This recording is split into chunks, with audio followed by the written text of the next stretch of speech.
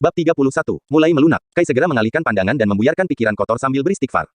Wajahnya tiba-tiba merona merah, entah merasa malu atau apa, tapi terlihat jelas jika Kai tidak nyaman melihat wanita itu berbaring di sana. Laki-laki itu langsung berbalik membelakangi Brangkar, dan semua itu dilihat oleh Akira. Kamu bisa menunggu di luar, tapi jangan kemana-mana. Kini nada suara Akira sedikit melunak, kepala Kai hanya mengangguk dan langsung keluar tanpa menunggu lama. Tidak berselang lama, Areta dan Akira pun keluar dari ruangan itu.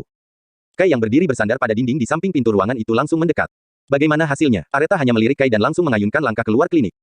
Kita bicara di mobil, ucap Akira dan menyusul mengikuti Areta.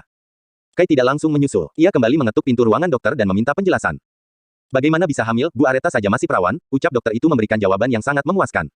Senyum kelegaan terpancar di wajahnya begitu keluar dari ruangan itu dan akhirnya berjalan menyusul masuk ke dalam mobil. Belum duduk dengan baik, Akira langsung menoleh dan memberondong banyak pertanyaan. Sekarang jelaskan semuanya, apa yang kamu lakukan pada Areta di hotel? Bagaimana bisa Miss tidur dalam keadaan hampir bugil, bagaimana bisa ada noda darah di selimut? Dan bagaimana bisa pakaianmu tertinggal? Kai tampak terperangah sesaat. Matanya mengerjap beberapa kali memandangi wanita itu. Sekarang ibu baru minta saya menjelaskan semuanya. Kenapa tidak sekalian tahun depan saja, Bu? Kamu ini berani melawan ya? Bukan melawan, Bu. Saya sakit hati diperlakukan seperti ini. Padahal saya itu benar-benar hanya membantu. Jika saya tak ada malam itu, entah apa yang akan terjadi pada Miss. Makanya, sekarang kamu jelaskan semuanya agar tidak ada salah paham lagi. Kembali Kai menghela napas untuk kesekian kalinya, kemudian menjelaskan semuanya tanpa terlewat sedikit pun. Termasuk perbuatan hilafnya, jadi noda darah itu berasal dari hidungmu. Iya, itu karena Miss yang terus mau menerkamku. Tidak bisa diam dan membuka pakaiannya sendiri. Enak saja, jangan bohong kamu, elak Areta menutupi rasa malunya. Astaga, saya enggak bohong. Miss memang kayak kesurupan reok. Hampir saja Miss memperkosa saya. Kamu, Areta melotot kesal dan hampir saja melompat ke belakang jika Akira tidak cepat menahannya. Kamu jangan mengarang bebas ya. Cecar Areta marah, sudahlah, kalau Miss tidak percaya, desahnya frustrasi seraya mengamati luka lebam dan cakaran di tangannya. Kalau urusan Miss dan Bu Akira sudah selesai, saya undur pamit saja, lanjutnya membuka pintu, kamu mau kemana, tanya Akira menahan. Ulang, Akira yang merasa bersalah menurunkan pandangan melihat luka-luka lebam di tubuh Kai. Tak usah turun, biar aku mengantarmu ke rumah sakit. Terima kasih, tapi tak perlu. Terima kasih niat baiknya, tapi luka ini tidak separah yang terlihat, ujarnya mendramatisir hingga Akira semakin merasa bersalah. Kini Kai sudah turun dari mobil dan hendak menutup pintu kembali. Tapi Akira buru-buru turun dan menahannya. Aduh, Pak Kaindra, tolong biarkan kami menebus kesalahan kami ya, setidaknya biarkan Miss mengobati luka-luka ini. Aku, Areta memekik tidak setuju, tapi Akira cepat-cepat memberi isyarat mata kemudian mendorong Kai masuk kembali ke dalam mobil, lalu ia sendiri berlari kecil kembali masuk ke dalam klinik. Kini Kai dan Areta sama-sama duduk dengan canggung di tempat masing-masing. Areta menatap lurus ke depan, sementara Kai mengamati Areta dari belakang. Tak ada percakapan apapun sampai Akira datang kembali membawa bungkusan berisi alkohol dan salep obat yang langsung diberikannya pada Areta. Apa ini? Untuk mengobati luka Pak Kaindra. Areta spontan melempar bungkusan itu ke belakang. Dia bisa mengobatinya sendiri. Miss, kan luka itu berasal dari tangan cantik Anda, jadi tangan Anda yang harus bertanggung jawab. Bukan begitu? Tanyanya dengan ekspresi memaksa. Ih, enggak. Areta bergidik geli dan menolak keras. Akira mengulas senyum lebar pada Kai sebelum kembali berbisik sesuatu pada Areta. Pak Kaindra, tunggu sebentar ya, ucapnya lemah lembut kemudian turun dari mobil dan meminta Areta juga keluar. Kedua wanita itu lalu berjalan sedikit jauh dari mobil agar percakapan mereka tidak terdengar Kai. Apa maksudmu memintaku mengobatinya? Astaga Reta, apa kamu tidak melihat luka-luka yang kamu buat, tapi kenapa harus aku, supaya dia tidak dendam denganmu? Dengan kita, kalau dia ke rumah sakit, dia bisa saja melakukan visum dan menuntut kita. Ya kita tuntut balik saja. Astaga, Akira menepuk kening dengan gemas. Apa kamu tidak ingat jika kita masih membutuhkan dirinya? Butuh, untuk apa? Kamu mendadak amnesia atau apa? Pekik Akira kesal. Apa kamu tidak ingat ancaman pamanmu? Oh my god. Areta memutar bola mata jengah, besok batas waktu yang dia tentukan. Dia pasti akan datang menagihnya. Setidaknya kita butuh dia untuk mematahkan ancaman pamanmu. Ngerti, harus aku, harus sayang. Akira lantas mendorong Areta kembali ke mobil. Bukan di kursi depan, melainkan kursi penumpang belakang di samping Kai yang terduduk mematung. Kalian yang aku ya aku mau ke toilet sebentar. Izin Akira yang tanpa menunggu respons Areta langsung beranjak pergi dengan berlari kecil. Sepertinya ia benar-benar kebelet, berada kembali dalam satu mobil dan dengan posisi yang dekat membuat Kai gemetar salah tingkah. Perlahan-lahan ia menggeser tubuhnya menjauh dan merapat di pintu. Areta mendengus kesal, namun akhirnya meraih bungkusan yang tadi dilemparnya, membukanya dan mengeluarkan isinya. Sini, lirihnya memanggil. Miss memanggil saya, bukan. Aku memanggil nyamuk, balasnya ketus. Ya iyalah kamu. Siapa lagi? Dedemit. Oh. Kai tersenyum salah tingkah dan menggaruk tengkuknya, cengengesan lagi. Sini cepat. Dekat-dekat, gak sampai ini. Itu biar saya saja yang lakukan. Kai menolak halus dan meminta obat di tangan Areta. Selagi aku masih ramah, jangan melunjak. Sini cepat. Kai menelan ludahnya dan akhirnya menggeser duduk mendekati Areta. Tangan wanita itu langsung bergerak membersihkan beberapa luka di wajah Kai menggunakan alkohol. Kai meringis kesakitan dan membuat gerakan tangan Areta terhenti. Sakit, tanyanya seraya mengobati luka itu. Kai menggeleng cepat. Tidak, kok, kalau sakit bilang saja sakit, tangan Areta kembali bergerak. Tapi sedikit lebih lembut, karena pencahayaan yang sedikit minim. Areta memajukan wajahnya agar bisa melihat lebih jelas. Akan tetapi, hal itu membuat jantung Kai berdebar tidak jelas. Wajah Areta yang sangat dekat mengingatkannya akan ciuman itu. Kai langsung memejamkan mata rapat-rapat. Sakit sekali ya, suara lembut yang baru pertama kali ia dengar terlontar dari mulut wanita itu membuat kelopak mata Kai kembali terangkat. Dari balik lensa kacamata yang ia gunakan, Kai bisa melihat jelas wajah wanita itu yang mengerut sambil memandangi lukanya. Miss, lirihnya memanggil. Apa? Nada suara Areta kembali ketus. Kai menghela napas namun juga menarik sedikit sudut bibir membentuk senyum tipis. Miss tidak marah kan? Aku masih marah dan ingin melahapmu. Jadi jangan membahasnya lagi. Kai menelan ludah dan menahan senyum, tapi hal itu membuat Aretha mengangkat pandangan, hingga mata keduanya saling berserobok. Ngapain senyum-senyum? Jangan GR kamu ya. Aku bersikap baik begini bukan karena perhatian. Iya, Miss. Saya tahu. Bagus kalau begitu. Aretha kembali menurunkan pandangan ke luka Kai. Kini jarinya bergerak mengusap salep di sudut bibir laki-laki itu. Aku tak akan meninggalkanmu. Kalimat itu kembali bermunculan bersama adegan ciuman yang masih terasa dengan jelas di dalam ingatannya. Hingga Aretha menjadi tidak fokus dan menekan luka Kai dengan kuat. Au, Kai langsung mengadu kesakitan. Miss, mau membunuhku? Iya, aku ingin mencincangmu, pekiknya memundurkan tubuh. Petik 2. Nih, obati sendiri, lanjutnya melempar salep ke tangan Kai lalu membuka pintu dan keluar, kembali ke kursi penumpang depan. Makasih sudah diobati Miss, tak usah berterima kasih. Itu bukan apa-apa, iya sih, ini tidak sebanding dengan apa yang Miss sudah lakukan, ucap Kai dengan nada bercanda. Jangan bawel dan jangan baper. Iya, Syat. Diam sana. Kudengar suaramu lagi, ku tendang ke negeri Konoha kamu. Konoha, itu di negara mana, Miss tahu, cari aja sendiri. Kembali keduanya saling berdebat hingga Akira muncul dan menepuk jidat karena meninggalkan Tom dan Jerry hanya berdua. Kupikir kalian bisa baikan dan tidak ada pertengkaran lagi. Akira geleng-geleng kepala dan menyalakan mesin mobil. Menit kemudian mobil itu sudah melaju bebas di jalan raya. Menuju pondok kasih dan menurunkan Kai, kemudian lanjut menuju ke apartemen. Tanpa mereka sadari, sejak awal meninggalkan kantor, ada seseorang sudah membuntuti, dan mengambil banyak potret. And your history, my dear, ucapnya sambil tertawa renyah. Berdendang dan bernyanyi. Bab 32, skandal baru. Pagi, Kai, sapa Aryo begitu melihat Kai baru turun dari anak tangga. Namun, terkejut begitu melihat wajah Kai yang tampak lebam membiru di beberapa tempat. Loh, wajahmu kenapa? Pertanyaan Aryo itu sontak membuat Dion dan Bara yang asyik menyantap sarapan ikut menoleh memandangi Kai dan sama terkejutnya. Buru-buru ketiganya bangkit berdiri dan menghampiri Kai. Berdiri mengelilingi di depan Kai.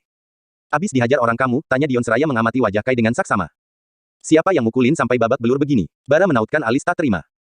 Sialan, siapa yang berani gangguin kamu, biar kita keroyok rame-rame orang itu, seru Aryo berapi-api. Ketiganya memandangi Kai dengan serius dan menunggu jawaban. Kai langsung menggeleng diikuti kedua telapak tangan yang mengibas. Oh, enggak, ini cuma jatuh, elaknya sambil menyengir. Aryo memicingkan mata mengamati goresan yang ada di jidat dan rahang Kai. Jatuh kok ada bekas cakarnya. Oh, itu karena kucing. Iya. Kucing, aku gak sengaja injak ekor dia sampai lompat dan mencakarku. Karena panik aku gak lihat jalan dan jatuh di parit depan ruko sebelah, ungkap Kai beralibi. Oh alah, pasti si Oyen ini. Kucing barbar yang biasa mangkal di ujung gang, nungguin janda lewat, ungkap Aryo sambil geleng-geleng kepala. Nah, itu, kucing yang itu, seru Kai membenarkan. Dalam hati meminta maaf karena mengambing hitamkan kucing itu. Apes banget kamu Kai, tapi sudah diobatin kan, tanya Dion khawatir. Iya, sudah semalam. Ini juga udah gak sakit, baguslah. Dion menepuk pundak Kai seraya mendorongnya berjalan ke meja makan. Aryo dan Bara mengikuti dan kembali ke kursi sebelumnya. Kai sendiri menarik kursi kosong di samping Dion dan mendudukinya. Kemarin lembur sampai larut ya, pulang jam berapa, tanya Dion kembali. Kai menggaruk kepala sebentar seraya mengingat-ingat. Petik 2. Sekitar jam 11 malam kayaknya. Kalian sepertinya udah pada tidur. Kok lama amat, itu lembur apa kerja Rodi? Gimana gak lembur, kalau pekerjaan yang Bu Akira berikan menumpuk begitu? Lagi kena apes kamu Kai, ujar Bara sambil menyendok nasi goreng petai buatan Bu Asih. Banyakin sabar saja, tambahnya. Iya, ini udah sabar tingkat dewa. Seloroh Kai membuat ketiga bujang terkekeh. Apa sih yang lucu, tanya Bu Asih yang tiba-tiba sudah muncul entah dari mana. Wanita berusia pertengahan 50 tahun itu memakai kaos lengan panjang merah bahan spandek sebatas paha dan dipadukan dengan legging hitam ketat yang sejujurnya sangat tidak cocok di tubuh tambunya. Sepertinya akan berangkat senam bersama ibu-ibu di kompleks sebelah, sweet, cantik banget sih Bu. Aryo bersiul menggoda sambil menangkupkan tangan kiri ke dada. Jantungku langsung berdebar-debar melihat kecantikan yang sangat paripurna. Iya dong, ibu siapa coba? Ya ibu para bujang pondok kasihlah. Celetuk Bara yang membuat Bu Asih jadi mesem-mesem sendiri. Apa tuh Bu? Tanya Bara melihat kotak bungkusan yang dipegang Bu Asih. Oh, ini sepertinya paket untuk Kai. Pagi-pagi buta tadi ada bule cakep, nyasar depan rumah. Katanya sih dia kang paket magang, yang nyari alamat, tak taunya yang dicari-cari ada di depan mata. Celoteh Bu Asih seraya berjalan menghampiri Kai dan meletakkan paket yang hampir mirip ukuran kardus ponsel itu di atas meja di hadapan Kai. Dari siapa Bu? Gak tahu, bule itu gak bilang dan langsung naik ke mobil. Kang paket sekarang hebat-hebat ya. Pada naik mobil bagus. Kai mengerutkan kening mendengar penuturan Bu Asih sambil menatap kotak itu dengan serius. Kalian habisin nasi gorengnya ya, kalau ada sisa ibu gak mau buatin lagi. Ibu mau pergi senam dulu, biar awet muda. Cicit Bu Asih seraya mengedarkan pandangan melihat anak kosnya bergantian. Beres Bu, sip, piringnya pun bakal Koko habisin. Tenang aja Bu. Saut Aryo yang langsung mendapat lemparan sendok dari Dion. Hush, jangan begitu. Udah ya, ibu pergi dulu. Kalian semua kerja yang rajin. Kunci nanti simpan di tempat biasa oke Bu. Jawab keempatnya bersamaan. Begitu Bu Asih menghilang di balik pintu, perhatian Aryo, Bara dan Dion beralih pada kotak paket di atas meja. Dapat hadiah lagi Kai, dari Pels lagi, apa isinya? Jangan-jangan itu ponsel, ayo buka. Ketiga bujang itu memandangi Kai penuh penasaran dan mendesak Kai membukanya. Sementara Kai semakin mengerutkan kening dengan mata memicing curiga menatap kotak itu. Entah mengapa perasaannya tidak enak menerima paket asing yang tidak diketahui isinya itu. Tiba di kantor, Kai disambut oleh suasana heboh, di lobi, tepatnya pada layar LED besar yang menempel pada dinding beton berlapis marmer yang biasanya menampilkan iklan produk perusahaan Pels, kini menampilkan berita terbaru dari pimpinan mereka dengan headline news bertuliskan, kehamilan Miss yang terbongkar, disertai beberapa tampilan gambar yang memperlihatkan Aretha berjalan masuk ke dalam klinik kandungan. Pada gambar lainnya, wajah Aretha tertangkap jelas saat berjalan keluar dari klinik dan diikuti Akira dari belakang. Berita itu tambah diperkuat dengan pakaian yang Aretha kenakan. Sebuah dress baby doll panjang selutut yang merupakan produksi Pels dan dikhususkan untuk ibu hamil. Selain itu, beberapa tampilan gambar lainnya memperlihatkan seorang laki-laki yang wajahnya masih tersamarkan. Hanya memperlihatkan punggungnya dari belakang juga posisi yang menyamping karena berdiri di titik buta kamera. Namun, melihat dari pakaian yang sama dengan laki-laki pada foto-foto yang tersebar beberapa hari yang lalu itu, juga menaiki kendaraan yang sama dan dikenali sebagai mobil Akira membuktikan jika kemungkinan laki-laki itu adalah ayah dari janin yang dikandung CEO mereka. Astagfirullah, kenapa masalah gak habis-habis? Kai bergumam dalam hati dengan kepala mendongak dan memandangi tampilan layar. Baru saja ia lega karena masalahnya dengan Areta sudah selesai, kini masalah baru kembali datang dan melibatkan dirinya. Walau wajahnya tak terlihat dengan jelas di layar itu, tapi kemungkinan untuk diketahui pasti ada. Cepat atau lambat, hanya masalah waktu hingga identitasnya terbuka. Lagi, sepertinya yang memfitnah Miss tak akan berhenti sampai Miss turun dari jabatannya, cicit bara yang membuat Kai mengalihkan perhatian dari layar LED. Siapa maksudmu? Tanyanya penasaran. Siapa lagi kalau bukan si Uncle? Uncle, maksudmu pamannya Miss? Iya, siapa lagi? Si bule mantan manajer Pulse yang dulu banyak menyelundupkan kas perusahaan. Mendengar itu, Kai langsung menghubungkan berita itu dengan cerita Bu Asi beserta paket yang diterimanya. Paket yang sama sekali belum Kai buka dan dibawanya serta saat ini di dalam tas punggung. Jika perkiraannya benar, itu berarti paket yang diterimanya juga berkaitan dengan kabar yang beredar saat ini. Kai kemudian mengedarkan pandangan ke sekeliling, di mana keadaan lobi sudah menjadi penuh sesak karena para staf karyawan yang berkumpul dan bergibah. Padahal, jam sudah menunjukkan pukul 9 pagi. Tiba-tiba saja, kumpulan staf itu terpecah dua, lalu terdengar hentakan sepatu yang mengetuk permukaan lantai mendekat maju. Kai menoleh dan melihat di antara kerumunan orang, Areta berjalan disusul Akira di belakangnya. Kai bisa melihat jelas raut wajah Areta yang terkejut luar biasa melihat berita itu, juga kepanikan yang tiba-tiba melanda sekretaris yang setia mendampinginya. Beberapa detik lamanya, Areta mematung dan mendongak melihat layar LED. Sementara Akira tampak sibuk menghubungi seseorang dari ponselnya. Setelah Akira mematikan ponsel, berita pada portal perusahaan pun langsung berubah menjadi iklan produk fashion seperti biasa. Sudah, bubar sana, ini hanya berita hoaks. Jangan terpengaruh dan kembali bekerja ke divisi masing-masing, teriak Akira lantang mengusir semua orang yang berkumpul. Para staf baru akan berbalik dan membubarkan diri saat kemudian sebuah mobil datang dan berhenti tepat di depan pelataran kantor. Seorang laki-laki bersetelan jas berwarna hijau stabilo yang sangat kontras dengan rambut pirang dan mata birunya itu turun dengan banyak tingkah dan berjalan masuk ke dalam lobi. Laki-laki yang sudah cukup berumur dan tak lain adalah pamannya sendiri. Bab 33, Masalah bermunculan. Good morning, dear. Jacob menyapa disertai lengkungan senyum yang mengembang sempurna. What are you doing here? Areta berucap pelan tapi disertai geraman menahan emosi. Jacob tak langsung menjawab. Laki-laki itu menoleh ke samping kiri, kanan dan juga belakang dengan banyak gaya. Mendongak memandangi langit-langit berdesain modern kontemporer, lalu, mengedarkan pandangan melihat semua karyawan yang kembali mematung menyaksikan pertunjukan pagi itu. Aku tanya, apa yang kamu lakukan di sini? Areta mengulangi dengan sorot mata berkilat penuh amarah. Kedua tangannya terkepal kuat di sisi tubuh. Apa perlu aku jelaskan apa tujuanku kemari? Jacob berucap sambil mengamati kuku-kukunya dan membersihkan kotoran di celahnya. Seakan Areta adalah kotoran pada kukunya itu dan dapat dihilangkan hanya sekali jentikan jari. Sebaiknya kita bicara di ruangan, bisik Akira di samping Areta. Areta membuang napas kasar dan langsung berbalik, berjalan cepat dengan hentakan kaki yang kasar menuju lift. Mari kita bicarakan di ruangan Miss. Pinta Akira dengan sedikit membungkukkan tubuh dan satu tangan yang terjulur mempersilakan Jacob. Oke, Jacob mengibas jasnya terlebih dulu, lalu berjalan mengikuti langkah Areta. Sekarang kalian bubar dan kembali bekerja, perintah Akira kembali sebelum akhirnya berjalan mengikuti dua orang sebelumnya. Para karyawan yang berkumpul pun akhirnya benar-benar terhambur dan berjalan ke divisi masing-masing, termasuk Kai dan kawan-kawan. Sepertinya kita akan mengalami situasi tegang dan panas saat ini. Bisik bara begitu ia dan Kai sudah sampai di lantai teratas gedung yang juga satu lantai dengan ruangan CEO perusahaan, yang menjadi tempat perbincangan Areta dan Jacob. Sebaiknya kita harus benar-benar menulikan telinga, dan tidak menganggap apapun terjadi. Bisik bara lagi. Kai hanya diam membisu, menyimak perkataan bara, hingga sampai, dan menempati kubikelnya. Mata Kai tak henti-hentinya mencuri pandang ke arah ruangan kaca, yang hanya memantulkan bayangan kubikel serta dirinya yang duduk di sana. Merasa sangat penasaran akan apa yang dibicarakan tiga manusia di dalam sana. Juga menunggu kesempatan agar bisa masuk dan berbicara mengenai paket yang diterimanya dari orang asing yang dicurigainya sebagai Jacob. Sementara di dalam ruangan kaca itu, keadaan sudah sangat memanas. Baik Areta maupun Jacob sudah saling bersitegang dan berdebat. Areta berdiri tegak di balik meja kerjanya, seolah menunjukkan seberapa tinggi posisinya di perusahaan itu, sementara Jacob duduk santai di sofa single, sambil ongkang-ongkang kaki. Sementara Akira berdiri tenang di samping meja Areta, apa maksudmu dengan menyebarkan foto-fotoku? Teriak Areta dilingkupi emosi meletup-letup. Kenapa? Apa wajahmu di sana kurang cantik? Atau penampilanmu berantakan? Balasnya mengejek. Tenang saja, aku masih punya gambar yang lebih jelas dengan Angel yang cantik. Harusnya hari ini semuanya kusebar, tapi aku tahu jika kamu belum siap. Tenang saja. Aku masih akan memberikan sedikit lagi waktu untukmu dan akan kuberikan semuanya padamu jika mengikuti keinginanku. Sudah kukatakan, jika aku tidak akan pernah menyerahkan perusahaan ini ke tanganmu. Kamu tak usah menyerahkannya jika tak mau, cukup titipkan saja padaku, dan akan kukelola dengan baik. Bullshit, you think I believe? Nonsense, bentak Areta keras. Aku tidak memaksa jika kamu tidak percaya. Semua keputusan ada di tanganmu. Kamu turun baik-baik dari jabatanmu dan semua skandal itu menghilang atau satu persatu foto-foto lain dan video CCTV malam itu bermunculan, hingga kamu diturunkan paksa oleh para dewan direksi dan pemegang saham. It's your choice dear, lakukan saja. Aku tidak takut karena itu semua tidak terjadi. Jangan terlalu gegabah, coba pikir lagi baik-baik. Aku akan memberikan waktu sampai produk terbarumu itu launching. Jika kamu setuju dengan keinginanku, aku ingin kamu mengumumkan posisi CEO terbaru saat itu juga. Tapi jika tidak, kamu jelas tahu apa yang bisa kulakukan. Memangnya apa yang bisa kamu lakukan, kamu hanya tahu menggertak. No. Jacob menggerakkan telunjuknya ke kanan kiri lalu bangkit berdiri. Menggertak hanya ditujukan pada anak kecil. Bukankah kamu sudah dewasa, dan sudah menciptakan satu nyawa di perutmu? Sudah kukatakan jika itu tidak benar. Yeah, I know, but... Jacob tersenyum penuh arti dan mengerlingkan satu mata. Tapi apa pemikiran setiap orang yang melihat berita itu akan sama? Oh iya, bukankah di acara itu akan hadir semua para investor dan rekan bisnis lainnya dari negara tetangga? Bagaimana ya, kira-kira tanggapan mereka, jika melihat video dan foto-foto skandal pimpinan Pulse? Jacob kembali mengedipkan satu mata diiringi senyum kemenangan. Kemudian berbalik dan berjalan membuka pintu. Ingat, waktumu hanya sampai malam launching nanti, serunya mengingatkan sebelum benar-benar keluar dari ruangan dan pintu menutup dengan sendirinya. Di depan ruangan, Jacob tak langsung beranjak. Laki-laki itu menoleh ke arah kubikel Kai, dengan seringai sinis sebelum akhirnya kembali melangkah dan dibawa turun oleh lift. Sip, brengsek, kurang ajar, Aretha berteriak memaki dengan kesal.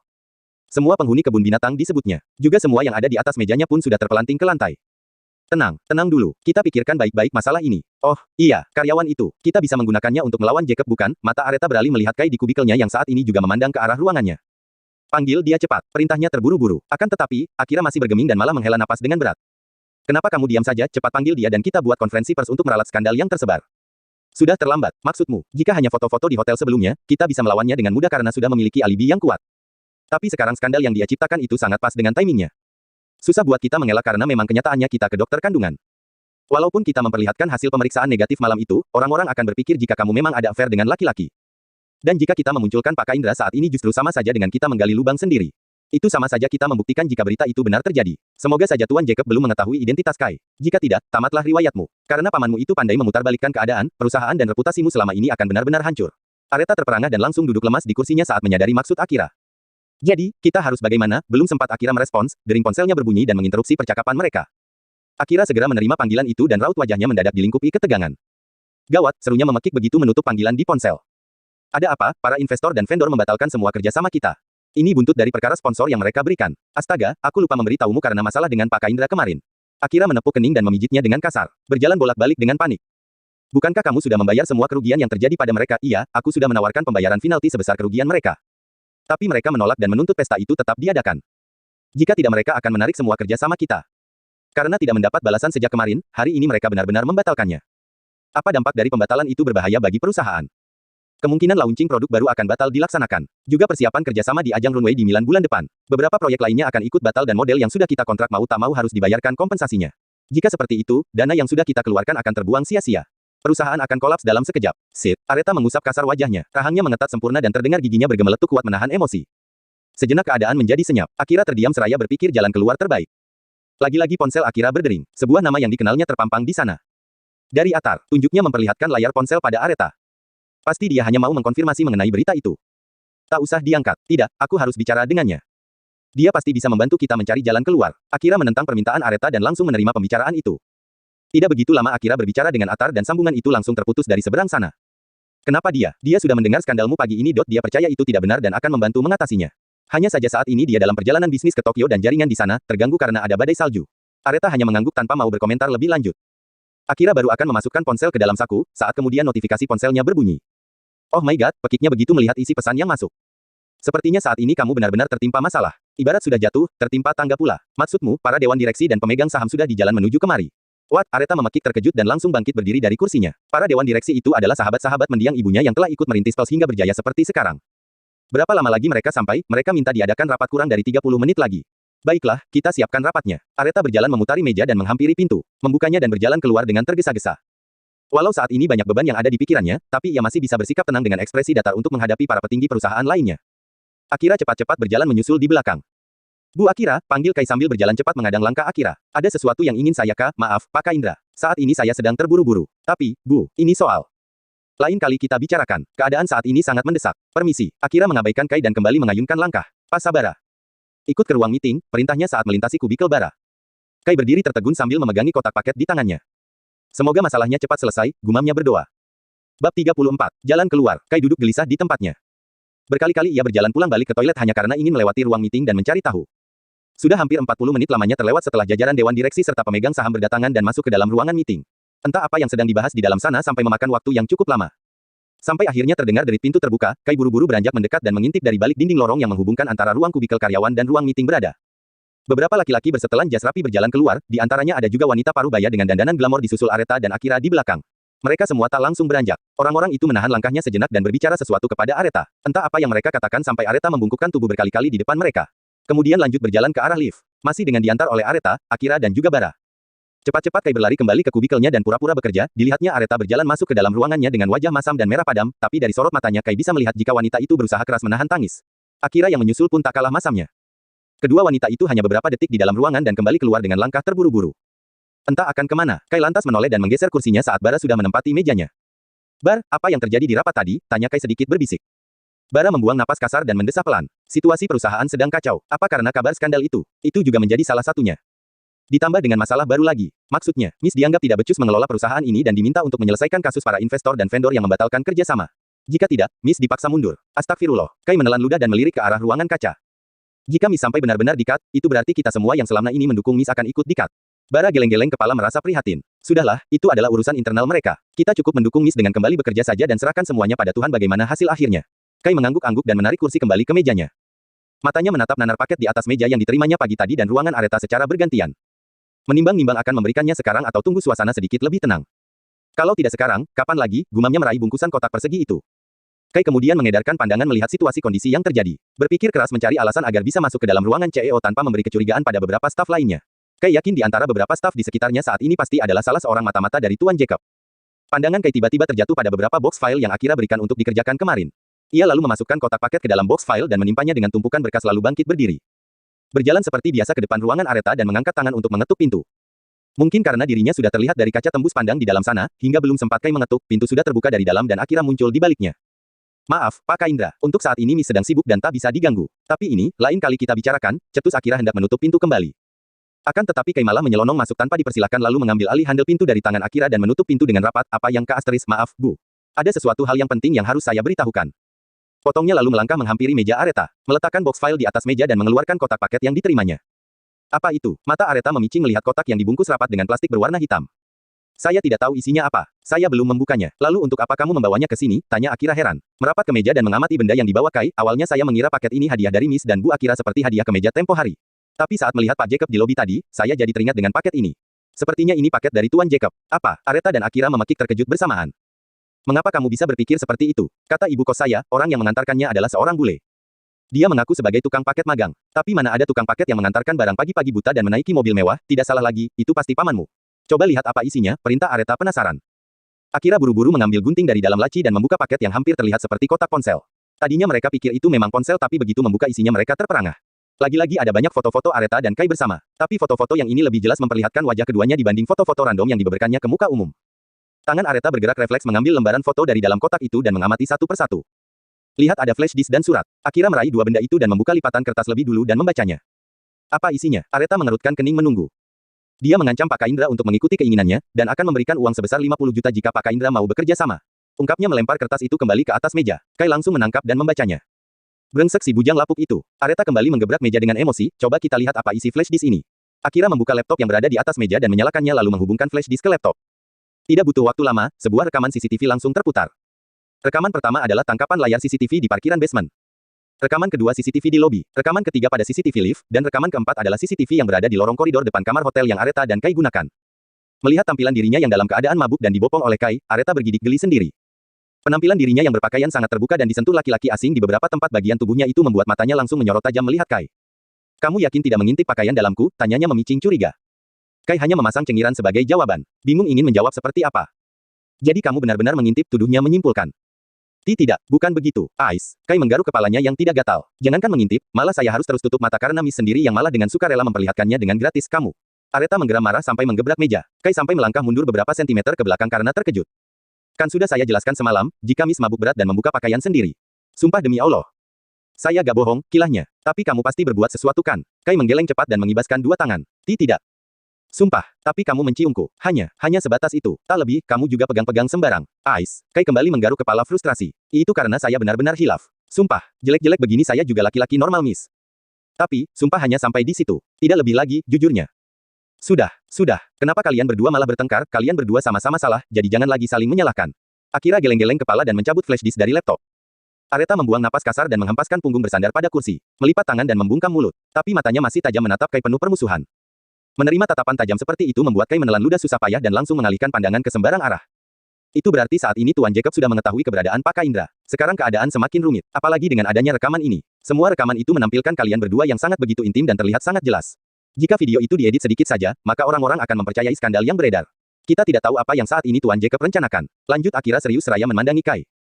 Tenang saja Miss, Bu Akira, saya tidak akan tergoda sebesar apapun uang yang akan dia berikan. Saya bersedia membantu sebisanya agar masalah ini cepat selesai. Apapun itu, tanya Akira skeptis.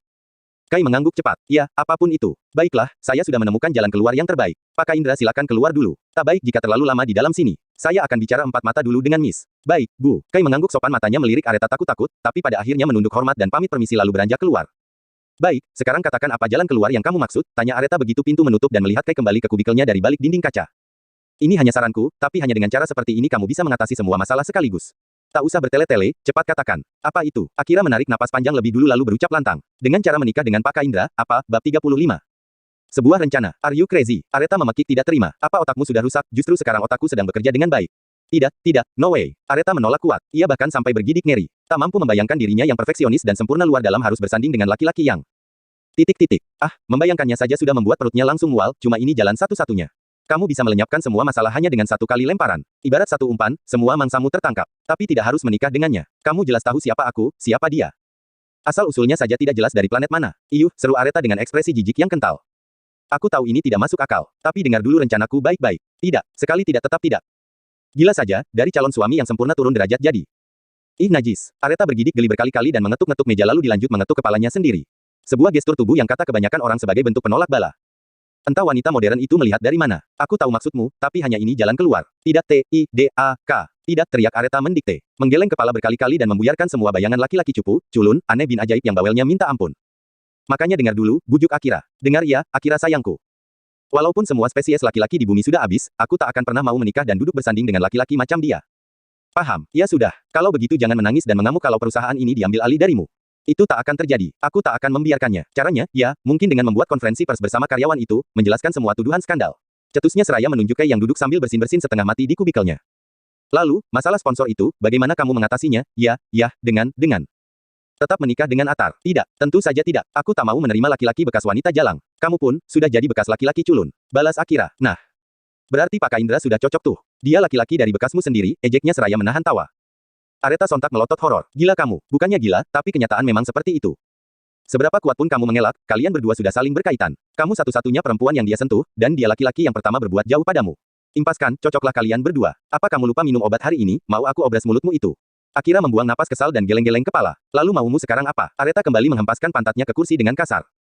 Menyandarkan punggung dan mendesah berat. Entahlah, aku ingin mati saja. Kamu pikir dengan mati semua selesai? Areta membuang napas kasar dan memandangi Akira. Jadi aku harus bagaimana? Tanyanya meringis hampir menangis. Terserah padamu, mana yang menjadi prioritasmu, perusahaan ini atau harga dirimu? Tentu saja perusahaan ini, tapi aku benar-benar tidak bisa berpikir apapun saat ini. Satu tetes air mata akhirnya lolos dari pelupuk mata Areta. Akira memutari meja menghampiri Areta. Memutar kursi Areta menghadap padanya dan meluruskan tubuh bersimpuh di depan lututnya. Meraih tangan sahabatnya itu dan menggenggamnya, sementara satu tangannya menyekat titik air mata yang terjatuh. Aku tahu ini berat. Aku tidak mungkin memberikan solusi yang asal-asalan. Makanya dengar dulu rencana dan penjelasanku. Areta menarik napas panjang dan akhirnya mengangguk. Mencoba mendengarkan penjelasan yang sahabatnya maksud. Pilihan termudah yang ada, hanya dengan cara tetap menikah. Akan tetapi pilihannya terbagi dua lagi. Lanjut menikah dengan Atar, laki-laki yang kamu cintai sesuai rencana awal, atau mengganti calon mempelai prianya dengan Pak Indra. Aku tahu perbedaan keduanya sangat kontras, bagai langit dan bumi. Nah, kamu sendiri tahu itu, tapi masih memberi saran yang gila. Makanya dengar dulu. Akira memutar bola mata dan berdecap kesal. Baiklah, teruskan. Jika kamu memilih Atar, dia pasti akan membantumu mengatasi semua masalah perusahaan. Mungkin kamu bisa melakukan konferensi pers untuk menjelaskan masalah skandal itu sebagai kesalahpahaman. Tapi tidak semudah itu untuk bisa meyakinkan opini publik. Karena ada foto-foto lainnya, di hari berbeda bersama Pak Indra, yang terlanjur beredar. Terlebih jika Jacob mengedarkan semua sisa foto dan rekaman CCTV itu. Kamu jelas lihat bagaimana keadaanmu di rekaman itu bukan, apalagi kita yang datang memeriksakan diri ke dokter kandungan bersama Pak Indra. Jika kita memberi bukti dengan membeberkan hasil pemeriksaan negatif serta mengatakan kamu masih perawan sekalipun, akan sulit membuat orang percaya. Karena dengan datang memeriksakan diri ke dokter kandungan bersama Pak Indra saja, sudah membuat orang-orang berasumsi jika kamu ada main dengannya. Pada akhirnya, para dewan direksi dan pemegang saham akan tetap menganggap kamu wanita tidak benar dan akan kembali dimanfaatkan oleh Jacob untuk menjatuhkanmu. Areta tampak merenungi perkataan Akira. Berbeda jika kamu memilih menikah dengan Pak Indra. Foto-fotomu itu tak lagi menjadi skandal, melainkan sebuah fakta yang baru. Kita bisa jelaskan kejadian yang sebenarnya malam itu sampai kamu mabuk berat dan ditolong oleh Pak Indra. Dan juga, sebelumnya memang telah beredar kabar jika pernikahanmu batal karena perselingkuhan yang dilakukan Atar bukan, dari kejadian itu, akhirnya membuatmu berurusan dengan Pak Indra hingga memiliki hubungan khusus. Begitupun dengan foto-foto yang diambil di dokter kandungan. Bila dengan Pak Indra, kamu bisa beralibi memang sengaja datang ke dokter kandungan, untuk mengecek kesuburan agar bisa segera hamil setelah menikah. Bagaimana jika orang meragukannya? Jika orang-orang meragukannya dan tetap menuduhmu hamil di luar nikah, kita bisa menunjukkan hasil pemeriksaan yang menyatakan kamu masih perawan. Cerita ini akan lebih masuk akal. Tapi bagaimana jika rekaman CCTV itu dimunculkan? Itu tak akan terjadi. Membeberkan semua rekaman CCTV itu tidak akan ada gunanya lagi bagi Tuan Jacob jika kamu lebih dulu mengumumkan rencana pernikahanmu dengan Pak Indra. Pernikahan digelar sesuai rencana dan sponsor tetap berjalan sebagaimana mestinya. Bahkan para pemberi sponsor mungkin akan meraup banyak keuntungan karena akan menarik banyak perhatian orang. Akan banyak orang yang penasaran dengan kisah cinta Cinderella Man, yang berhasil menaklukkan hati seorang princess. Sekali mendayung, 2-3 pulau terlampaui. Sejauh ini, kamu mengertikan maksudku? Aretha terdiam cukup lama lalu mendesah pelan. Iya, aku mengerti maksudmu itu, tapi menikah dengan laki-laki itu. Oh my god, kayak gak ada laki-laki lain saja di bumi ini, serunya frustrasi. Aku ini tidak memintamu menikah sungguh-sungguh dengan Pak Indra, tapi hanya berpura-pura menikah. Kening Aretha mengerut tiba-tiba. Maksudmu dengan berpura-pura menikah? Bukankah sponsor yang diberikan itu untuk menggelar pesta yang mewah? Lalu, bagaimana caranya berpura-pura? Apa kamu pernah mendengar pernikahan kontrak? Aretha menautkan kedua alis berpikir sejenak. Pernikahan yang terjadi karena perjanjian kedua belah pihak, cetusnya. Nah, seperti itu. Paham, kan? Aretha mengangguk pelan. Lalu apa keuntungan yang akan diberikan pada karyawan itu? Bukannya tadi dia berkata akan bersedia membantu apapun itu. Selain itu, kita akan memberinya uang yang banyak. Dia tak akan rugi apa-apa. Malah dia untung bisa sempat menikah dengan pimpinannya sendiri walau hanya sebatas di atas kertas. Apa hal ini akan aman? Selagi hanya kita bertiga yang tahu dan tak ada orang lain lagi, maka seharusnya akan aman. Bagaimana dengan Atar? Pasti dia tak akan menerima semuanya begitu saja. Apa kamu masih mencintainya? Aretha langsung membuang muka. Aku bertanya apa, kamu bertanya apa? Karena pertanyaanku ini mewakili jawaban pertanyaanmu. Semua tergantung bagaimana dirimu. Jika kamu memang masih mencintainya, aku bisa menjelaskannya baik-baik pada Atar. Jika dia benar-benar mencintaimu, dia pasti akan mengerti dan menunggu. Entahlah. Aretha menggeleng dan menghela napas. Untuk masalah Atar, nanti kita bahas. Jadi selanjutnya bagaimana? Jika kamu setuju, kita bicarakan hal ini dengan Pak Indra. Setelahnya kita bergerak cepat menghubungi semua vendor yang memberi sponsor bahwa pernikahan tetap terlaksana. Juga mengurus kembali pernikahan yang sempat batal. Bagaimana? Terserah kamu sajalah. Baiklah kalau begitu. Akira lantas bangkit berdiri dan hendak beranjak dari posisinya, tapi tiba-tiba ditahan lagi oleh Aretha. Kenapa lagi? Apa tidak ada jalan lain lagi? Aretha menatap Akira dengan sendu. Masih berat menjalankan rencana sahabatnya itu. Hanya itu jalan satu-satunya. Jadi bagaimana? Kembali Aretha terdiam cukup lama hingga perlahan mengangguk. Baiklah, sore nanti, baru kita bicarakan hal ini dengan Pak Indra di apartemen. Kenapa tidak di sini saja? Terlalu riskan membicarakannya di sini. Apartemenmu adalah tempat terbaik, di apartemenku, tentu saja. Masa di tempatku? Jadi, dia akan menginjakkan kaki di rumahku? Ya iyalah, bagaimanapun dia akan menikah denganmu. Pasti akan menginjakkan kaki dan ikut tinggal bersamamu. Tidak mungkin bukan, kamu akan tinggal di kosnya. Tapi katamu pernikahan ini hanya kontrak. Mengapa harus tinggal bersama? Cek, kamu ini mengerti ikatan pernikahan tidak sih? Menikah ya pasti tinggal bersama. Terlepas pernikahan sungguhan atau tidak. Pintar-pintarnya kamu dan dia menjaga bagaimana caranya hidup bersama tanpa saling mengganggu privasi masing-masing. Tapi, sudah, tak ada tapi-tapian. Ini sudah lewat jam makan siang dan pekerjaanku masih menumpuk. Akira memutus percakapan itu dengan langsung beranjak keluar. Meninggalkan Aretha dengan beban pikiran yang baru. Aretha lantas memutar kursi menghadap kubikel Kai. Mengamati laki-laki itu yang sekali lagi bermasalah dengan printer di mejanya. Aku yang sempurna ini, menikah dengan dia, tinggal seatap dengan dia. Oh my god, cabut saja nyawaku sekarang juga. Tuhan, tidak, cabut nyawanya saja. Tapi kalau dia mati, masalahku, teriaknya menggema hingga keluar ruangan. Sampai-sampai Kai di luar sana berjingkat terkejut dan kembali menyemprotkan tinta ke wajahnya. Bab 36. Mari kita menikah. Pukul 5 sore, jadwal pulang bagi seluruh staf Pulse. Termasuk Kai dan Bara yang saat ini baru saja membereskan meja kerja masing-masing dan bersiap pulang. Kai, kamu jadi ikut kan? Kedua alis Kai spontan terangkat. Jadi kemana? Anak-anak mau ke mall, mau nyari kemeja dan sepatu yang cocok buat acara launching besok. Memangnya acara launchingnya jadi, bukannya sedang ada masalah, pasti jadi. Miss tidak akan tinggal diam dan membiarkan apa yang sudah dikerjakannya batal dan hancur berantakan. Kamu lihat sendiri seharian tadi Miss dan Bu Akira sibuk keluar masuk ruangan dan sampai sekarang belum kembali lagi. Apapun akan Miss lakukan agar acara itu terlaksana. Jadi, kita siapkan diri saja untuk berpesta. Terang Bara. Apa semua karyawan harus datang? Tanya Kai lagi. Memangnya ada karyawan Pulse yang gak mau datang? Bara bertanya balik. Kai mengerutkan kening memandangi Bara. Enggak ada ya? Ya iyalah. Ayo buruan. Koko dan Yoyo sudah nungguin kita di lobi. Bara meraih tas selempang di bawah meja dan memakainya di pundak. Kai pun ikut meraih tas ranselnya dan menyampirkannya di punggung. Lalu, bersama-sama berjalan ke depan lift dan antri dengan staf lainnya untuk turun. Memang harus memakai pakaian baru? Tanya Kai. Ya enggak juga. Tapi kan kita mau tampil rapi dan berkesan. Kamu juga, kalau perlu sebentar singgah cukuran. Kami akan membawamu ke barbershop langganan, murah tapi hasilnya keren.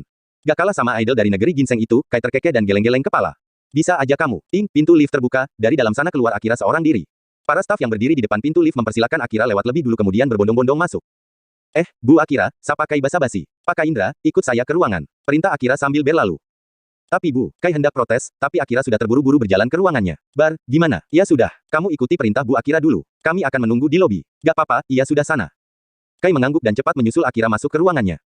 Sementara Bara segera masuk ke dalam lift yang hampir menutup. Ya Bu, sahut Kai begitu membuka pintu ruangan Akira. Duduk dulu, tunggu aku kerjakan sisa laporan hari ini. Kai mengangguk lalu menarik kursi yang berada di depan meja Akira dan mendaratkan pantatnya. Akira mengerjakan sesuatu di sana. Maaf, Bu, apa ada yang perlu saya lakukan? Tidak ada. Kamu duduk tenang saja dulu di situ. Hah. Kedua alis Kai terangkat terheran-heran. Kalau tidak ada yang perlu saya lakukan, saya pamit saja.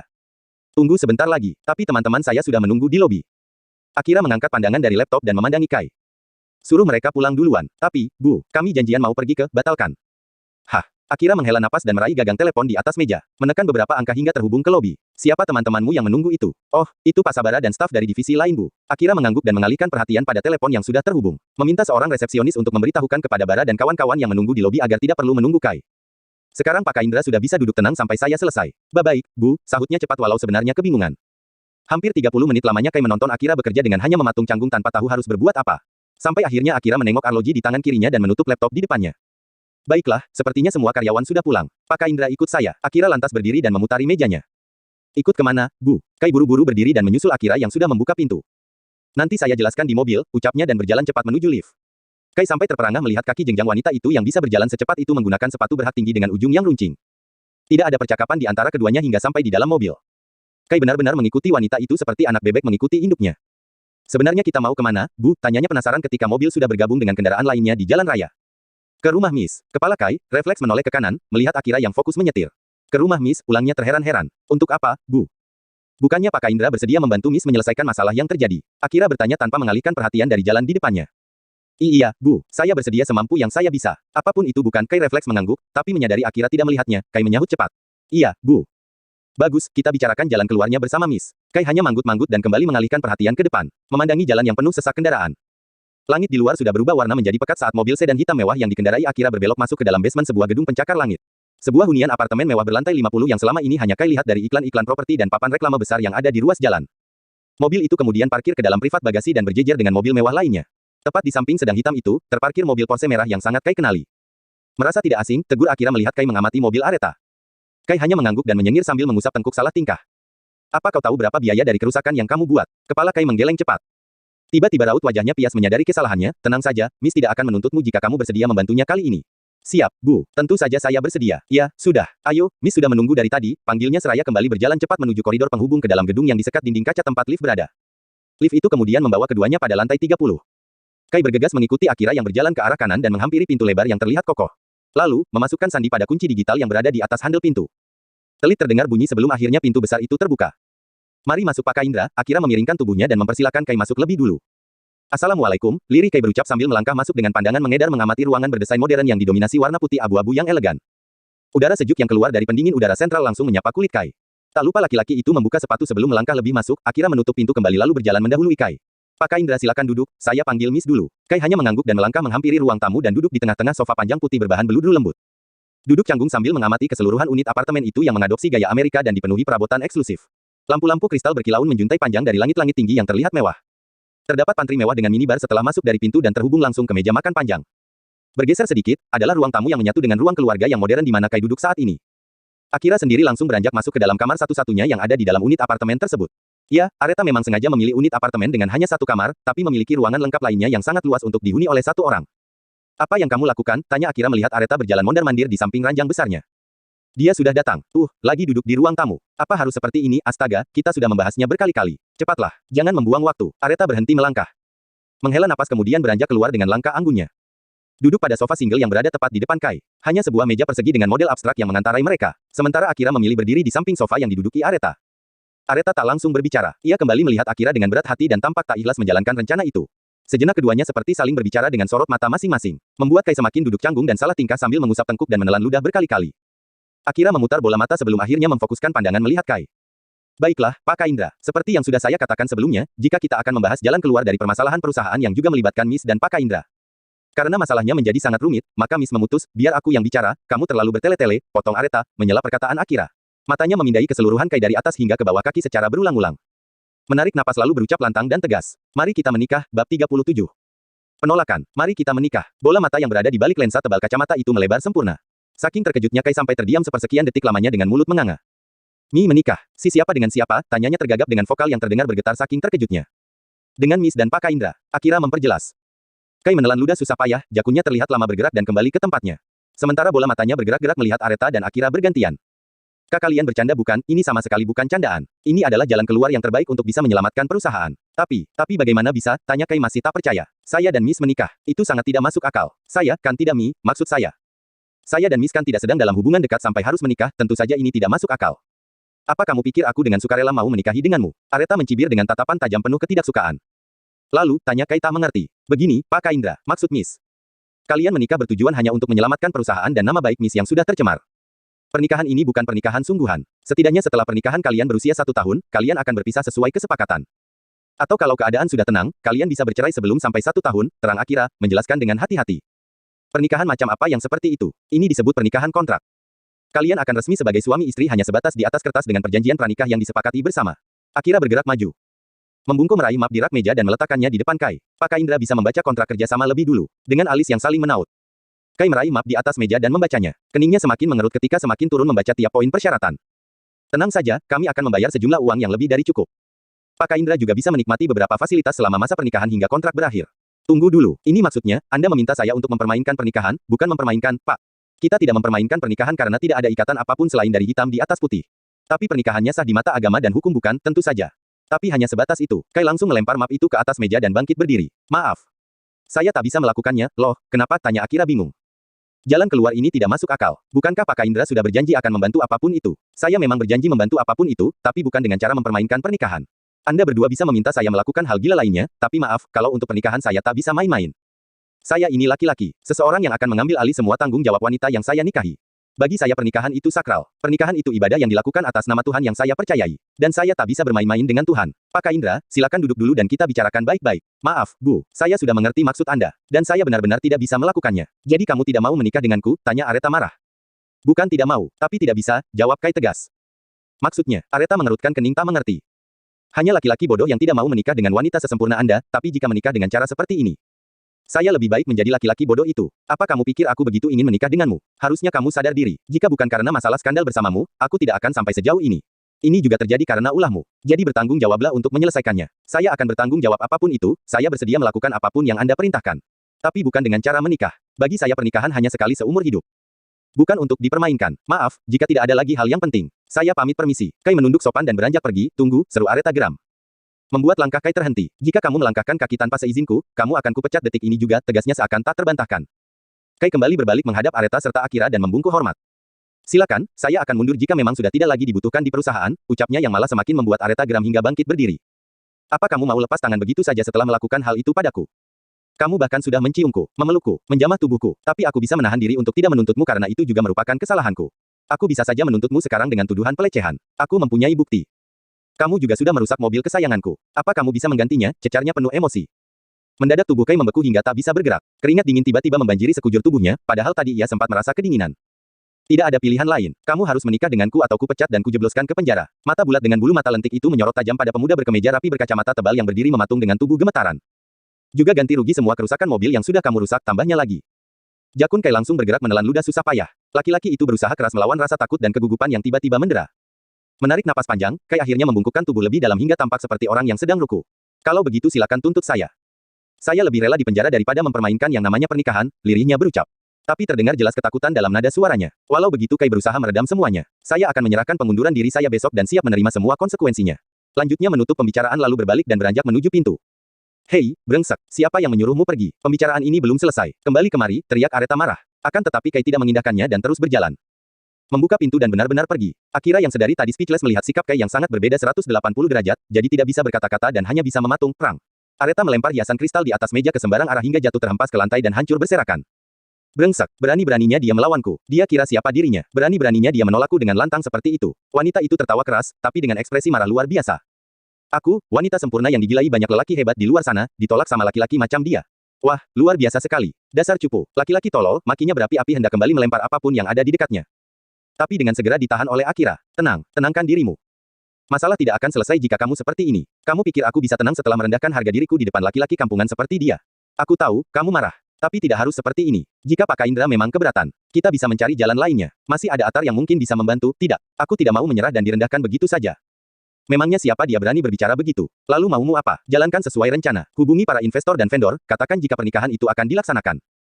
Kembali lanjutkan persiapan pernikahan seperti sebelumnya. Akan kupastikan pernikahan itu terjadi dengannya. Jika dia menolak menikahiku, maka aku yang akan menikahinya. Maksudmu? Tanya Akira tak mengerti. Tunggu saja, besok. Akan ada kejutan besar yang tak akan dia lupakan seumur hidup, serunya, menyeringai dengan penuh arti dan sorot mata berkilat-kilat. Sementara laki-laki yang sudah membuat seorang areta emosi tingkat tinggi kini berjalan tertatih-tatih menyusuri ruas jalan sambil meracau penuh penyesalan. Matilah kau Kai, dasar bodoh, bodoh, bodoh, rutuknya memaki diri sendiri sambil mengacak-acak rambut. Astaga Mak, anakmu akan masuk bui gara-gara cewek cantik itu Mak, ringisnya terseduh-seduh. Oh alah, nasib-nasib, susah bener mau sukses di kota orang. Niat pengen punya karir sukses, malah harus mendekam di penjara. Apa kata Eyang Kakung nanti? Kai menghentikan langkah. Mendonga menatap langit berbintang seraya menarik napas dalam-dalam. Tidak, kamu harus kuat. Ini demi prinsip. Ya, kamu harus kuat Kai. Kamu ini laki-laki, serunya menguatkan diri dan kembali melangkah. Namun baru 3 langkah, ia kembali berhenti lalu meluruhkan tubuh berjongkok. Menyembunyikan wajah di antara kedua kaki. Terdiam beberapa saat lalu tiba-tiba jatuh terduduk dan menggelepar di samping jalan seperti anak kecil yang tidak dibelikan mainan oleh ibunya. Bodoh, bodoh, apa susahnya sih menikahinya saja? Tinggal katakan kabul, sah dan jalani sampai 1 tahun. Bodoh kamu Kai, makan tuh prinsip, lirihnya menyesali semua perkataannya yang terlontar beberapa menit yang lalu. Miss, tolong beri kesempatan kedua, rengeknya memohon entah pada siapa. Bab 38, pengunduran diri. Pukul 10 malam, Kai baru sampai di Pondok Kasih. Berjalan terseok-seok menjinjing tas ransel dengan penampilan berantakan dan wajah yang kusut. Kancing kemeja terbuka sampai dada dan kaki baju yang sudah berada di luar. Terus berjalan masuk melewati ruang tamu di mana Bara, Dion dan Aryo duduk menonton pertandingan bola. Baru pulang, Kai, tegur Bara begitu melihat Kai melintas. Dion dan Aryo spontan menoleh. Lembur, tanyanya bersamaan, Kai menghentikan langkah. Berbalik menghadap ketiga temannya itu dengan pandangan sayu dan tak bertenaga. Menghela napas berat lalu kembali berbalik dan lanjut melangkah menuju tangga dengan lunglai. Dia kenapa? Tanya Aryo bingung. Bara menggeleng dan mengedikkan bahu dengan masih memandangi Kai berjalan naik menapaki anak tangga. Mungkin dia lelah. Dion melihat Kai hingga menghilang dari pandangan. Bukannya Kai masih karyawan baru, tapi kenapa selalu disuruh lembur? Mungkin karena hasil kerjanya bagus, seloroh Dion. Kai memang cekatan kerjanya. Aku saja selalu disalib. Bara menimpali. Ayo kita hibur dia. Dion mematikan televisi lewat remote control dan bangkit berdiri. Ayo, kasihan dia. Pasti lelah jiwa dan raga. Dia belum terbiasa dengan bentakan Miss dan Bu Akira. Sepertinya dia belum makan. Bawain Gi. Dion yang khawatir meminta Aryo membawakan makanan untuk Kai. Bukannya tadi udah kamu habisin. Tuduh Bara, enak saja. Ada tuh di lemari. Tadi kusisain buat Kai. Tengok saja sana. Aryo bangkit berdiri menghampiri dapur dan membuka lemari makanan. Iya, masih ada. Girangnya menemukan sepotong ikan asin, tahu tempe goreng dan sedikit lalapan, lalu mengambil piring dan menyendokkan nasi dan lauk yang tersisa. Setelahnya, ketiganya bersama-sama membawakan makanan itu ke kamar Kai. Bara mengetuk pintu kamar Kai, Dion dan Aryo yang memegang piring berdiri di belakang Bara. 3 kali ketukan barulah pintu terbuka. Kai muncul di baliknya masih dengan wajah kusut bin masam. Tanpa izin, ketiga lajang itu langsung menghambur masuk. Makan dulu, Kai. Aryo meletakkan piring ke atas meja belajar yang ada di dekat pintu. Kai hanya mengangguk lemas, menutup pintu, berjalan menghampiri ranjang dan langsung menghempaskan tubuh berbaring menelungkup dan uring-uringan. Kenapa bro? Tanya Bara. Capek banget ya, terka Dion. Namun, Kai malah semakin uring-uringan dan membentur-benturkan kepala di atas bantal. Kamu kesambet jin uprit Kai, seloroh Aryo takut-takut.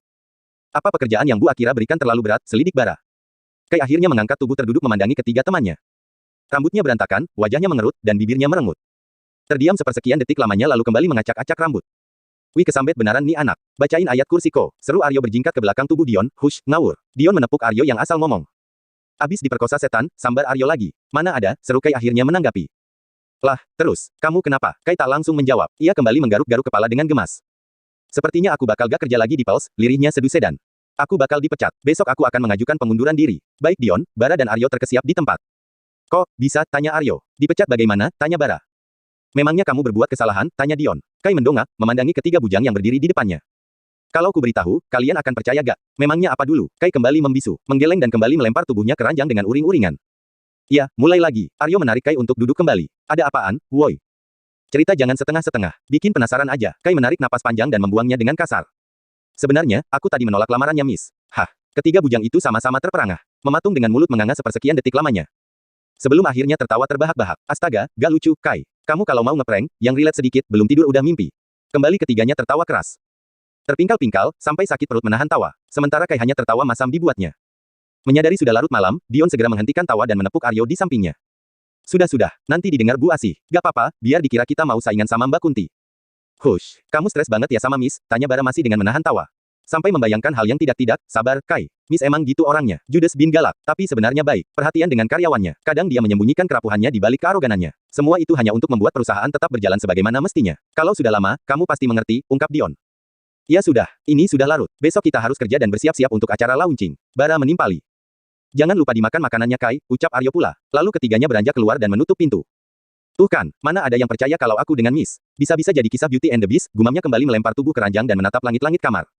Ya Allah, berikan aku jodoh yang terbaik. Berikan pernikahan yang hanya sekali seumur hidup. Amin, pintanya dan memejamkan mata. Namun, aroma ikan asing yang tercium membuat perutnya bergejolak.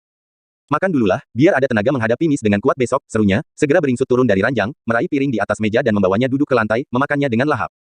Kai duduk gelisah di kubikelnya. Matanya berkali-kali melirik pintu lift setiap kali terbuka, menunggu kedatangan wanita yang sudah melamarnya semalam. Akan tetapi hingga jarum jam hampir menunjukkan pukul 12 siang, wanita yang ditunggu tidak muncul-muncul juga. Sampai saat jam makan siang pun tiba, barulah Akira muncul dan langsung masuk ke dalam ruangannya. Seorang diri, tanpa Areta bersamanya. Kai segera meraih amplop panjang berwarna putih yang sudah disiapkannya dari dalam tas. Menarik napas panjang dan menghembuskan perlahan beberapa kali lalu bangkit berdiri. Berjalan menuju ruangan yang hanya bersebelahan dengan ruang Areta. Kai mengetuk pintu terlebih dulu sebelum meraih handle pintu dan membukanya. Tampak Akira yang sudah duduk di kursinya memandang Kai dengan penuh arti. Kai melangkah maju dan menunduk hormat. Ada apa? Tanya wanita itu tegas tanpa keramahan seperti sebelum-sebelumnya. Apa Miss tidak datang hari ini? Miss sedang sibuk menyambut tamu yang datang dari luar. Ada apa? Ulangnya lagi. Kai menelan ludah lalu berjalan menghampiri dan meletakkan amplop yang dibawanya ke atas meja. Apa ini? Surat pengunduran diri saya, Bu. Yakin mau berhenti dari pers? Tanyanya dingin. Kembali Kai menelan ludah seraya meredam kegugupannya. Bukankah saya sudah dipecat? Siapa bilang? Bukannya semalam, apa Pak Indra tak mau berubah pikiran lagi? Sela Akira, kepala Kai langsung menunduk dan perlahan menggeleng. Sudah pikirkan masak-masak. Kai mengangguk pelan. Apa Pak Indra tak punya mulut untuk menjawab? Sontak Kai mengangkat wajah dan memandangi Akira. Iya, Bu. Saya sudah memikirkannya baik-baik. Lebih memilih berhenti daripada tawaran yang menguntungkan. Kai membisu sejenak. Seolah ada perang batin di dalam hatinya. Menarik napas, Kai akhirnya mengangguk. Iya. Bu, saya memilih berhenti. Maaf sudah mengecewakan, walau begitu saya tidak akan lari dari tanggung jawab. Jika dibutuhkan saya siap membantu asal bukan seperti tawaran sebelumnya. Baiklah, jika itu keputusan Pak Indra. Tapi untuk saat ini saya tidak berwenang untuk menerima pengunduran diri Pak Indra. Tidak etis juga jika Pak Indra langsung berhenti di saat perusahaan sedang sibuk-sibuknya mempersiapkan acara malam nanti.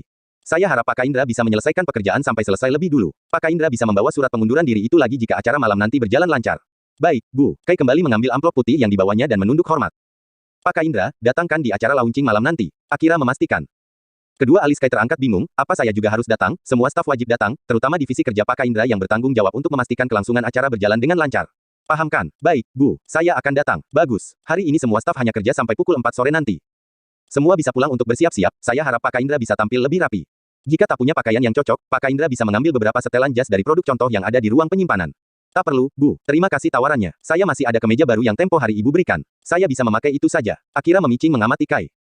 Melihat laki-laki itu dari atas hingga ke bawah kaki dan kembali naik lagi menatapnya. Baiklah, pastikan saja jika penampilan Pak Indra tidak membuat perusahaan dan Miss malu. Satu alis Kai terangkat tak mengerti, ingin bertanya lebih lanjut, tapi diurungkannya. Baik, Bu. Saya pamit permisi. Akira hanya mengangguk dan memandangi Kai hingga keluar dari ruangannya.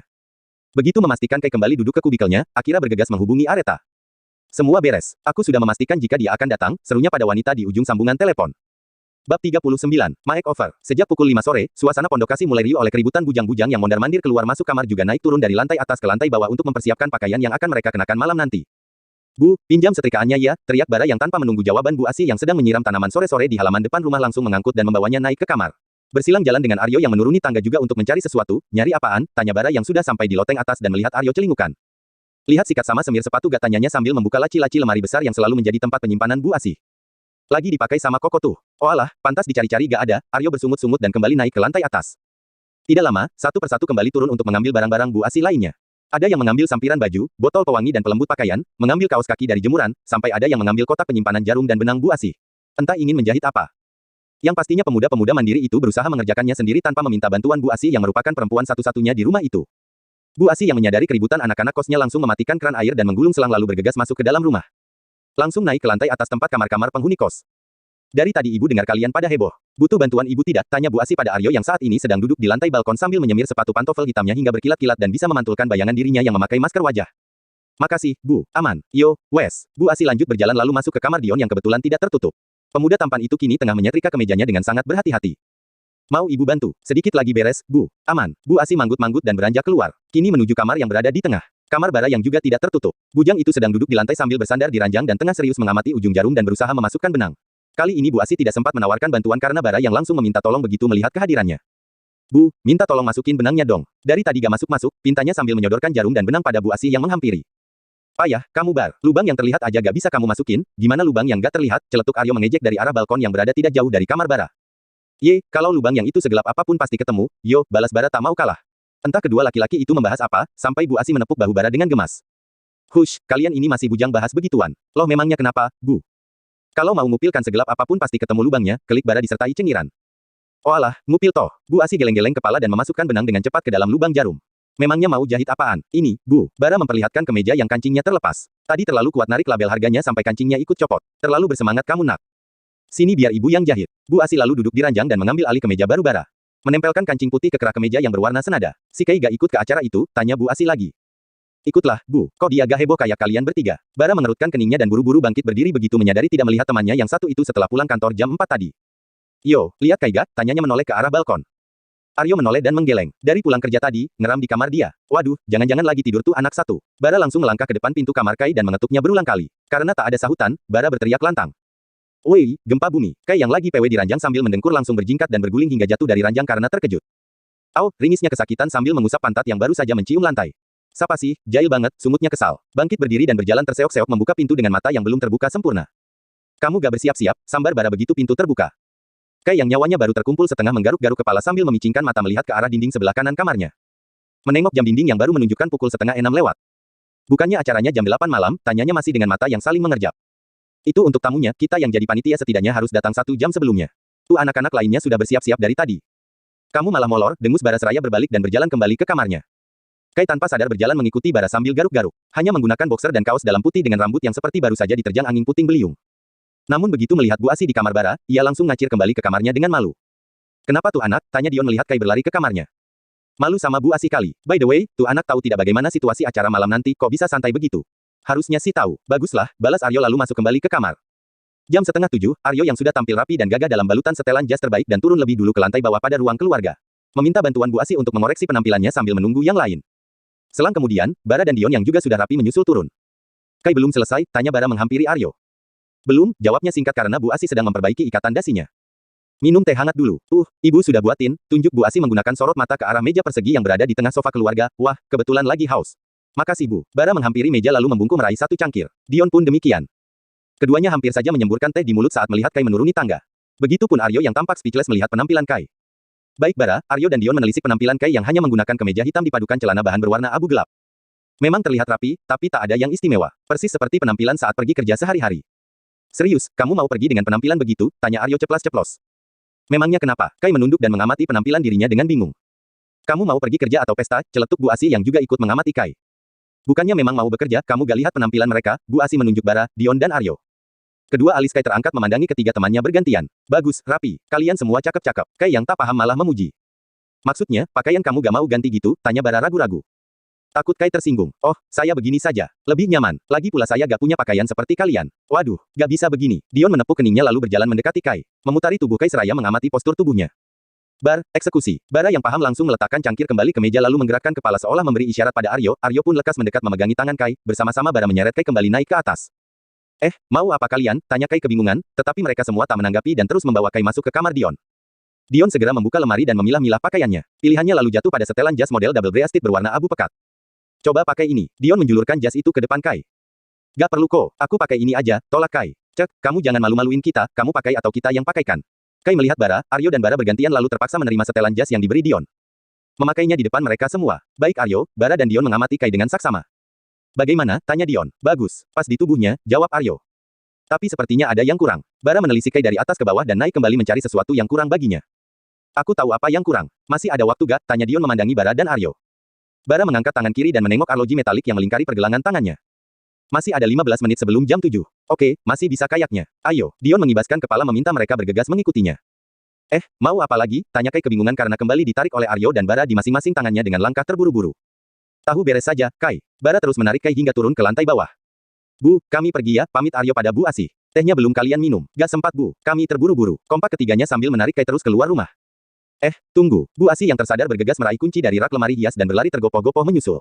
Ini kunci mobilnya, ucapnya tersengal-sengal memberikan kunci mobil peninggalan almarhum suaminya. Makasih, Bu. Kami pergi dulu. Iya, hati-hati ya. Bujang-bujang itu kemudian berjalan ke halaman samping dan masuk ke dalam mobil tua yang terparkir. Sebuah VW kombi berwarna krem yang sudah tua tapi masih bisa berjalan dengan baik. Mobil yang sering digunakan untuk mengantar Bu Asi berbelanja keperluan bulanan atau sering mereka pinjam bila ada keadaan mendesak. Dion yang duduk di balik kemudi langsung menyalakan mesin dan tancap gas meninggalkan halaman Pondok Kasih. Bukan langsung ke hotel berbintang 5 tempat acara berlangsung, melainkan ke sebuah barbershop langganan mereka yang jaraknya tidak begitu jauh dari Pondok Kasih. Tanpa memberi Kai kesempatan untuk protes, mereka kembali menyeret Kai masuk ke dalam barbershop itu dan mendudukkannya ke kursi. Dion berbicara singkat pada pemilik barbershop yang seumuran dengannya sambil menunjuk sebuah model rambut dari halaman majalah. Paham yang diinginkan Dion, hairstylist langsung bekerja di kepala Kai. Selagi Kai dicukur, tiga temannya terus mengamati dan berkali-kali melihat Kai memperbaiki kacamata di wajah. Hal itu memberi sesuatu ide di kepala Aryo yang langsung membisikkannya ke Dion. Kalian tunggu di sini, aku akan cari dulu, bisik Dion lalu segera beranjak dan kembali sebelum Kai selesai. Hampir 15 menit lamanya Kai duduk mematung, rambutnya dipotong, dilurusin, diberi pomade dan kini wajahnya terlihat sangat berbeda hanya karena perubahan tatanan rambut. Satu sentuhan lagi, seru Dion sambil mengeluarkan kardus kecil dari paperback bertuliskan nama sebuah optik dan memberikannya pada Kai. Soft lens. Kai membaca tulisan di kardusnya lalu mengangkat wajah memandangi Dion. Untuk apa ini? Tahu pakainya? Dion malah bertanya balik. Kai refleks menggeleng. Sini, kubantu pakai. Bara menarik Kai ke sofa tunggu dan membantu memakaikan. Bagaimana? Tanya Aryo melihat Kai mengerjap-ngerjap menahan perih. Rasanya seperti ada yang mengganjal di mata. Kalau masih baru pakai memang begitu. Nanti akan terbiasa. Coba buka matanya. Kai perlahan membuka mata dan memandangi teman-temannya. Tiga pemuda di depannya itu melengkungkan senyum kepuasan. Bab 40, calon suami. Perfecto. Satu kata itu terlontar serempak dari bibir kawan-kawan diikuti 6 jempol yang mengacung. Tampilan polos, sederhana dan konyol langsung terpatahkan melihat Kai kini berdiri tegak dengan penampilan baru yang mengagumkan. Wah, tidak adil. Kenapa aku tidak pernah berubah jika didandanin? Keluh Aryo merengut. Kai sudah dasarnya memang begitu, dipoles dikit udah kinclong, nah, kamu dipoles sampai habis juga gak bakalan berubah, ejek Bara yang langsung mendapat toyoran dari Aryo. Itu mulut dia, suka benar kalau ngomong. Sudah, kita sudah telat. Ayo, panggil Dion lalu beranjak keluar setelah membayar lebih dulu. Sebenarnya Kai ingin membayar, tapi Dion melarang dan langsung menyodorkan kartu debitnya ke kasir. Mereka kemudian masuk kembali ke mobil dan lanjut menuju hotel tempat acara berlangsung. Terima kasih ya, kalian sudah sangat perhatian, cicit Kai malu-malu, it's okay, kita-kita itu sudah seperti saudara di kostan. Jadi sepantasnya saling membantu, santai aja, balas Dion santai. Kai mengangguk dan menurunkan pandangan mengamati penampilannya. Tapi, apa semua orang di acara itu berpakaian seperti ini? Hampir semua sih, jawab Bara. Memang diharuskan, tidak ada keharusan sama sekali. Namun, bagi semua karyawan, acara launching seperti ini adalah ajang untuk berpesta, berkumpul, memamerkan diri, makan gratis juga cuci mata bagi staf laki-laki seperti kita-kita ini. Semua orang-orang penting berkumpul. Dari kalangan selebriti, desainer maupun model papan atas akan hadir meramaikan. Ibarat sakit pun, kita bela-belain untuk datang walau hanya diam duduk di pojokan. Terang Bara yang duduk pada jok belakang berdampingan dengan Aryo. Sementara Kai dan Dion di depan. Segitunya, tanya Kai speechless. Bara mengangguk cepat. Apa kamu tahu siapa staf yang selalu jadi bintang di acara itu? Sosor Aryo. Kai refleks menoleh ke belakang melihat Aryo. Siapa lagi kalau bukan teman kita satu ini, tunjuk Aryo ke bujang tampan di depan yang sedang menyetir. Membuat bola mata Kai beralih memandangi Dion. Dion yang ditunjuk langsung geleng-geleng kepala, terlalu melebih-lebihkan kamu yo. Lah, emang kenyataannya gitu. Seandainya aku cewek nih ya, aku sudah pasti jatuh cinta pada pandangan pertama waktu melihat Koko. Sayangnya aku lahirnya jadi cowok, sudah jelek, jomblo, hidup lagi. Sungut Aryo merutuki diri sendiri. Aku aja masih jomblo yo. Balas Dion, aku pun jomblo, celetuk Bara. Aku juga, Kai menimpali dan menyengir. Nah, kalian aja yang cakep gak laku. Gimana aku yang nyata-nyata burik? Kamu gak burik, hanya saja salah planet, celetuk Bara yang kembali menghadirkan tawa lebar sepanjang perjalanan ke tempat acara akan berlangsung. Hampir 30 menit mereka terjebak di jalan hingga sedikit terlambat sampai di hotel. Tamu-tamu sudah mulai berdatangan dan memenuhi setengah dari ballroom yang telah dihias dengan sangat mewah. Namun, dengan langkah gagah dan tegap mereka berempat masuk dengan percaya diri. Bak 4 tuan muda kaya raya seperti di serial drama yang sempat booming era tahun 2000-an, mereka menjadi sorotan staf-staf wanita. Kalian dari mana saja? Suara lantang bernada dingin itu spontan membuat keempatnya berbalik dan melihat wanita cantik dalam balutan gaun pesta berwarna hitam polos dengan model span membentuk lekuk tubuh. Bagai kerupuk yang disiram air. Mereka yang tadinya tegap berwibawa langsung melempem di depan Akira. Maaf, Bu, tadi terjebak macet, jawab Bara takut-takut, Akira mendengus kesal dan memandangi keempat karyawan itu. Tapi tiba-tiba pandangannya terpaku beberapa detik melihat penampilan Kai yang sangat berbeda. Kamu Pak Indra? Tanyanya memastikan dengan raut wajah syok teramat sangat. Iya, Bu, Kai menundukkan kepala dengan sopan. Akira yang seakan tak percaya apa yang dilihatnya, masih memandangi Kai dengan dalam. Laki-laki polos, kampungan, dan konyol. Langsung buyar melihat Kai kini berdiri tegak dengan penampilan baru yang mengagumkan. Sampai akhirnya kesadaran Akira kembali begitu melihat Jacob muncul dari pintu masuk. Baiklah, cepat ambil posisi dan jangan kemana-mana sampai acara selesai, ucapnya memperingatkan. Baik, Bu, jawab mereka serempak. Akira lalu berbalik dan melangkah ke arah pintu khusus tempat Areta akan datang. Akan tetapi, setelah beberapa langkah, ia masih menoleh ke belakang memandang Kai dengan penasaran. Ternyata bisa tampan juga dia, gumamnya dengan sudut bibir tertarik membentuk senyum tipis. Kai dan kawan-kawan segera mengambil posisi dengan berdiri di pinggiran ballroom, bergabung dengan beberapa staf lainnya sambil mengamati setiap tamu yang berdatangan. Wow, lihat, Miss cantik sekali. Mendengar bisikan Aryo, mata Kai bergerak cepat mencari keberadaan sosok yang dimaksud. Begitu menemukan targetnya, Kai langsung menguncinya dan terus mengikuti pergerakannya yang berada beberapa meter di depan sana. Mendadak jantungnya berdebar sangat kencang melihat wanita itu.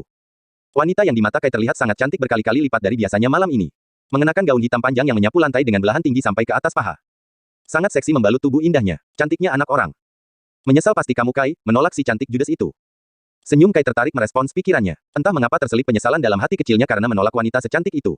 Wanita yang sangat tidak mungkin dekat dengannya seandainya tidak ada insiden malam itu. Wanita yang mencuri ciuman pertamanya, serta wanita pertama yang disentuhnya. Apa mungkin bagi kita bisa bersama, lirih Kai berucap. Bersamaan itu, pandangan Areta tak sengaja berpapasan dengannya dan membuatnya kikuk salah tingkah. Wanita itu tampak memindai dirinya dengan penasaran. Seakan mencoba mengenali dirinya, untuk beberapa detik lamanya, mata mereka saling bersirobok, tapi segera diputus karena Jacob datang menghampirinya. Bagaimana dengan yang kuminta, apa kau sudah mempersiapkannya? Tanya Jacob disertai senyum menjengkelkannya. Areta menggeram dan mengetatkan rahangnya. Sorot matanya tajam memandangi pamannya itu. Tenang saja, sudah Akira siapkan, jawabnya seraya melirik ke arah Akira.